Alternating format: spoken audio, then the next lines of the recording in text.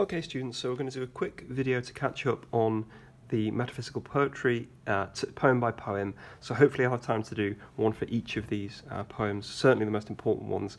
And just so if you've missed any of the notes, or if you've missed any of the lesson, or you're just not entirely certain on what the big ideas were for each of the poems, then you can refer back to these videos. So between 5 and 10 minutes per one. I'm just going to go through the most important stuff. So, John Donne's The Flea is sort of the first poem that we've dealt with. And what I'm going to just show you are some of the bigger ideas within this poem. So the first thing to say about this poem is structural. We want to be able to say something about the form, the structure of the poetry that we're dealing with. And so we can see that we have this is the, be, said, head, woo, to, and do. So something simpler we could say is we have an AA, a BB, a CC, and a D, D, D in rhyming structure, and that's repeated in each of those stanzas.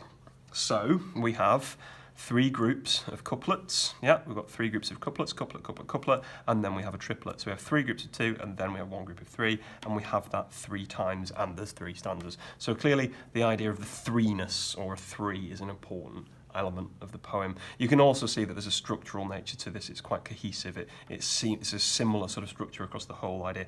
We've either got essentially 8 or 10 syllables per line. It's really quite tight. We have the same even physical sort of separation on the page. So there's a sense of cohesion and a structure to it. And that's because the poem functions as an argument. So a lot of metaphysical poetry will have a structure which is argumentative in nature. It's about getting to a conclusion. I don't mean an argument in the sense of, me having a go at somebody else, but an argument that leads towards a conclusion. Something like this, something else, and then some sort of bringing together compromise or synthesis. So we can see that the first stanza is about sex. The second stanza is about love and marriage. And then the third stanza is essentially the reasons why one ought to act now. So it's about essentially this idea of the carpe diem. You sort of act now, live for today, and again return to this idea of sex and action at the end. And this is a really nice idea for our first poem, because to understand metaphysical poetry, you have to understand it's doing 2 sort of contradictory things, really.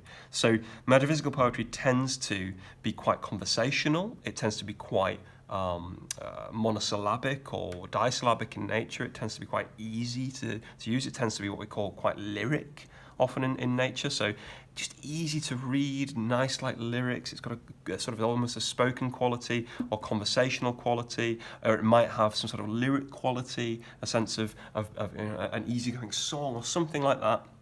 So it's quite down to earth. It's about sex. Some of the ideas in here are quite base. It's about, oh, look at this flea, it's enjoyed you more than I have, quite down to earth. But at the same time, it's about some huge philosophical ideas. So here there's a really big exploration of the concept of love, the concept of marriage in the metaphysical realm. And the key to understand this is this idea of the conceit, the metaphysical conceit. So the poem starts with an idea that's been done before. Donne's not the first person to do this. The idea that the flea in some way is a metaphor for sex, or the flea links to the idea of sex in some way. Mark but this flea, and mark in this how little that which thou deniest me is. It sucked me first and now sucks thee, and absolutely yes, those verbs are supposed to have sexual connotations. And this flea our 2 bloods mingled be. Thou knowest that this cannot be said, a sin nor shame nor loss of maid and head. So essentially, it's natural for the flea to enjoy your body, and I want to too, is what's being said by the poet here. It enjoys before it woo, and pampered 'twas with 1 blood made of 2, and this, alas, is more than we would do. So there's a sort of ironic tone. It's a sort of sarcastic, ironic tone. It's quite conversational, quite monosyllabic. You can see that it's not a really overblown, ornamental style. And the idea is that it's linking the flea to the physical act of love. So that's a physical metaphor, physical to physical. But once we get to the second stanza, we sort of raise the stakes a little bit. So, oh stay, 3 lives in 1 flea spare. So she's about to go and squish it, where we almost name more than married are. And this is something new.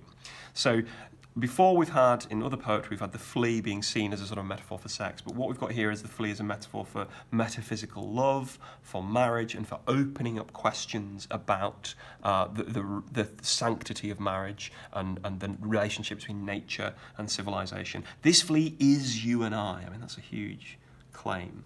And this our marriage bed and marriage temple is, right? So if we take that sort of right in the middle of the poem, this and look, before it we have our marriage bed. That links to sex, but then marriage temple. And we get this new semantic field of temple. We've got married. We've got cloistered, which is sort of a link to a sort of religious institution, a sort of a part of a church.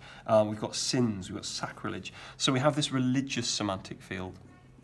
So what he's doing in this one is he's not just saying, oh, look, that flea's had more of you than I can get. What he's saying is that, in a sense, we are one together. We've almost become married within this flea. Now, it doesn't mean it literally. He's not saying, did you know we're actually married now because the flea sucked us both? But he's exploring this idea and questioning, well, why can't we say that we're married? Why do we have to have a church to sanctify it? Why can't we act in a way similar to nature?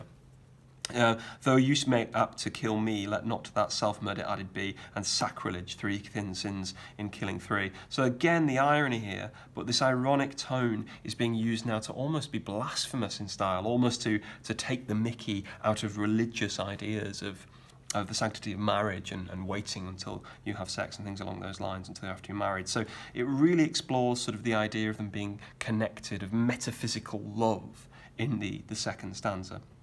And then in the third stanza we move towards the end point of the argument. It's, she, cruel and sudden, hast thou since purpled thy nail in blood of innocence. So she purples her nail, she squishes the flea as he's trying to give this argument, here's why we should have sex. Wherein then could this flea guilty be, except in that drop which it sucked from thee? And again we can see these rhetorical questions here, again giving this almost like conversational, almost like a sort of one-sided dialogue against the sort of passive female participant, passive female participant. It's to someone, but she takes no part in it. Yet thou triumphst and sayest thou, find not thyself, nor me the weaker now. She says, oh, you're saying we're in this flea, are you? But I've killed it now, and I don't feel any weaker. And he goes, aha! 'Tis true, then learn how false fears be. Just so much honour whence thou yieldst to me will waste as this flea's death took life from thee. And it's that verb yields which is the most important one. This idea of when you give yourself over to me, or when you lose your virginity, that somehow that's you think that's a big deal, but it wasn't a big deal when you squished this flea. And he's saying now, it's as significant as that. It's not very significant at all. Now, there's no sense in which this is supposed to work, right? It's not actually going to work as an argument to get somebody into bed. But what it is, it's a method of exploring, of riffing. And this is where the conceit becomes the metaphysical conceit. It's especially evident in the second stanza here, that we have not just an analogy, not one thing linked to something else, like the flea is a bit like sex in that it enjoys the lover's body, but the flea allows him to explore a big concept of nature, a big concept of love and marriage and religion and its role in marriage. The difference between the animal kingdom and the human kingdom, all of these things, it manages to explore those ideas, and it all stems from this sort of riffing on a single object, which is essentially what we get in a lot of metaphysical poetry. Some other things to think about it, that we've got a really strong sense here of quite a conversational style. It's supposed to be quite monosyllabic, it's supposed to be almost sort of colloquial and down to earth.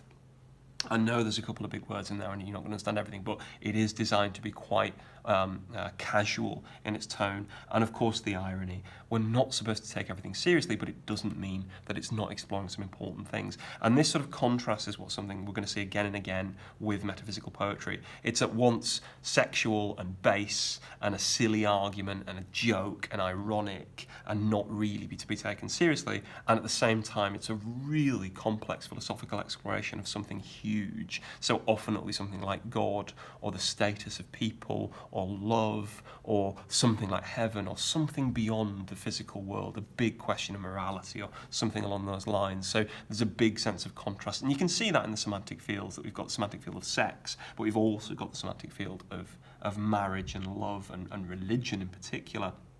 And another thing that's going to come through is sort of the status of women, and it seemed to be quite passive recipient in this poem, but ironically, of course, she's the one who sort of purples her nail and destroys the flea at the end, and is the person who seems to be taking the mickey out of him almost.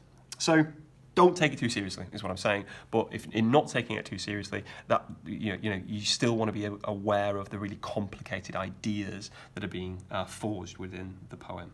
Okie dokie. Thank you very much.